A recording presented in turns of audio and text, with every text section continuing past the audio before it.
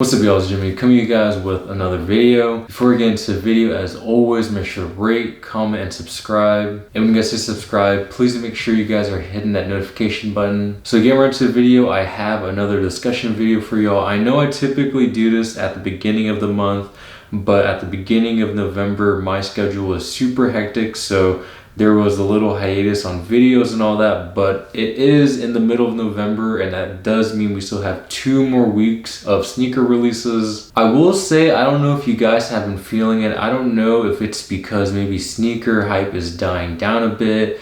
Maybe there's just a lot more stuff that's being hyped at the moment, or maybe we really are feeling the effects of that supply chain. You know, everyone is always saying, you know, like those ships on like the California coast, East Coast. I actually think it's all on the California coast because everything or a lot of the products come from China and come from over on East. So a lot of ports are backed up over there. But with that being said, Black Friday is coming up, Christmas is coming up, the holidays are really right around the corner. And that means Jordan Brand, Nike, Adidas, New Balances, everyone is gonna be dropping shoes regardless, you know, regardless of the ports. I know they definitely have some stuff stored just to drop for the general public, but getting right into the releases for the last 2 weeks of November, we don't have too many sneakers that are coming up, and I will say there are plenty of sneakers that are coming out, but these are the sneakers that I think you guys are going to enjoy more. There's a lot of Air Jordan 1 mids, Air Jordan 1 lows, a bunch of other Adidas, Yeezys. I think there's a pair of Reeboks with Pierre Moss that are coming out as well. So like I said, there are more shoes coming up, but these are the sneakers that I wanted to highlight. So on November 19th, we have a pair of New Balance 992s. You guys can see here, these are basically just, you know, your basic New Balance 992. I don't think these are a crazy collab or anything like that, but I do really like the colorways. I mean, you guys can see there is like that off-white vintage age midsole. You know, I know New Balance is really going heavy on that because of ALD, right? People are really liking that vintage look. But I will say for the uppers of these shoes, I actually really like them as well. I think they're a good mix between like fall, winter, maybe even spring. I think the 2 shades of purple are really nice, and I think they pair pretty well with that off-white sole. I don't think these are going to be too hard to copy whatsoever. Retail is $175, so if you guys are interested in picking up a pair of New Balances, I think these will be a good add to the rotation, because I'll say when most people buy New Balances, right, they typically go with fairly neutral tones, whether it's like gray, cream, black. The ALDs are basically a light shade of color, but these right here are a little bit more out there, a little bit more in your face. So I think it's always nice to switch it up from time to time. And the next shoe that is coming out on also November 19th is the Patta Nike Air Max 1. This colorway is called the Rush Maroon. So far they have dropped 2 colorways in this style. One was like a burnt orange color, and then the other one was almost like an ocean spray blue. I really just made that name up. I really don't know what blue that was, but this right here looks like they're finally doing something a little bit different with the silhouette, because the last 2 were your pretty standard materials that you would see on an Air Max 1, where it was like a mesh and suede. I don't think it was suede. I think it was an all mesh upper. So pretty standard on what you would see on an Air Max 1. But you guys can see right here on this Rush Maroon pair that's coming out on the 19th with a suggested retail of $170. This looks to be like an all leather upper minus the toe box and then the back panels, which is that mesh material that you see on Air Max 1s. These right here are pretty nice. You know, seeing these, I will say I wouldn't think that these are like a Patta collab or anything like that. I really hope they don't oversaturate this model, right? Like there are just some shoes, whether it's Nike, Adidas, New Balances, like every brand is a victim of basically overdoing one thing when it gets too hot, right? Rather than letting it breathe, you know, settle in, get people excited for it. Because I feel like Nike has dropped 3 of these colorways within the past month or a half or so. And like I said, I don't know if that's because of a whole supply thing. You know, maybe they're lacking on other shoes, so they're just pushing these out. But nonetheless, I think these are a dope shoe. I will say these are pretty good for the fall winter time, just because of that leather upper. You don't have to worry about getting your suede dirty, your nubuck dirty, because that is the last thing you want to worry about when it's raining or snowing outside. And the next shoe is a shoe that I feel like Jordan Brand has actually slowed down quite a bit. It is a pair of Air Jordan 1 High OG in the Bordeaux colorway. So correct me if I'm wrong, but I've always had this debate with a couple of my sneakerhead friends. So back in high school, when I first saw this, I used to call it Bordeaux, but I'm pretty sure it's Bordeaux, right? But some people still argue with me that it's Bordeaux, but I've converted over to saying Bordeaux, right? So Air Jordan 7 Bordeaux, Air Jordan 1 High OG Bordeaux, and I'll just go with that. But basically you have that maroon color Air Jordan 1. I'll say I really hope I get these so I can compare them to the Japan ones that came out, I want to say like a year and a half ago. I'll say these are basically the same color, same silhouette down to the silver swoosh. Besides, the only difference that I can tell is the material. So wherever you have that Bordeaux color, it's a leather, and then you also have that Bordeaux color rather than the midnight navy. But I think these are pretty nice. I mean, this is a shoe that you probably can wear all the time. It's really simple, looks really classic. And I will say it's a nice touch up than Air Jordan Brand's typical rendition, whether it's like the Royals, the Shadows, the Breads. So nice to see Jordan Brand finally use a different color palette. For the next three shoes, they do come out on different dates, but I'll really just group them all together. Just remember that there's a pair of Dunk Lows, this one here that comes out on the 24th, and the other two, which is a Dunk High and a Dunk Low, come out on the 27th. So the reason why I'm grouping these together is because I feel like they're on a pretty similar color palette. Doesn't mean that they can't have their own separate individual segments, but I figure just for the sake of you guys watching, you guys don't really want to see three different times where I'm talking about dunks, but just a different color palette, right?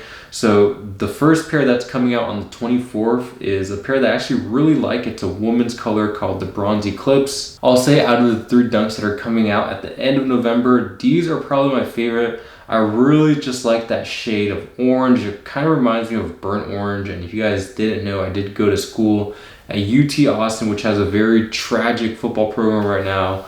But I do like the color scheme on this, that brown, burnt orange. I think this pairs very well. Nothing crazy, right? I'm pretty sure the quality is just going to be your generic Nike Dunk. Very similar to all the dunks that have been coming out, but the colorway on this is a little bit different from what we've been seeing. So I do like this dunk here. And then the other two, you have a Dunk High, University Gold. One thing I do like about this shoe is how they did use a different color for the swoosh and then the outsole. I think that does add a nice little touch to the shoe just because we're so used to that similar color blocking, whether it's on the Dunk Lows, Dunk Highs, Air Jordan 1s even. So it's nice to see Jordan Brand do something a little bit different. The third dunk coming out the end of the month is called the Golden Orange. So these actually aren't that bad either. I mean, all the dunks coming out this month have a very similar color palette. I feel like it's shade of orange, brown, yellow, somewhere along the mix. And these I feel like are a mixture between the high tops and the low tops of the woman pair. These I will say are not my favorite if I had to compare these and the woman pair that are coming out on the 24th. I just really like the brown on the other pair. Not saying that this one here is bad by any means, but I'm not too big on the yellow or that gold that they use on the swoosh and the outsole. But overall, not a bad shoe. I mean, if you guys can cop for retail, right, it's $100, so you can't go wrong.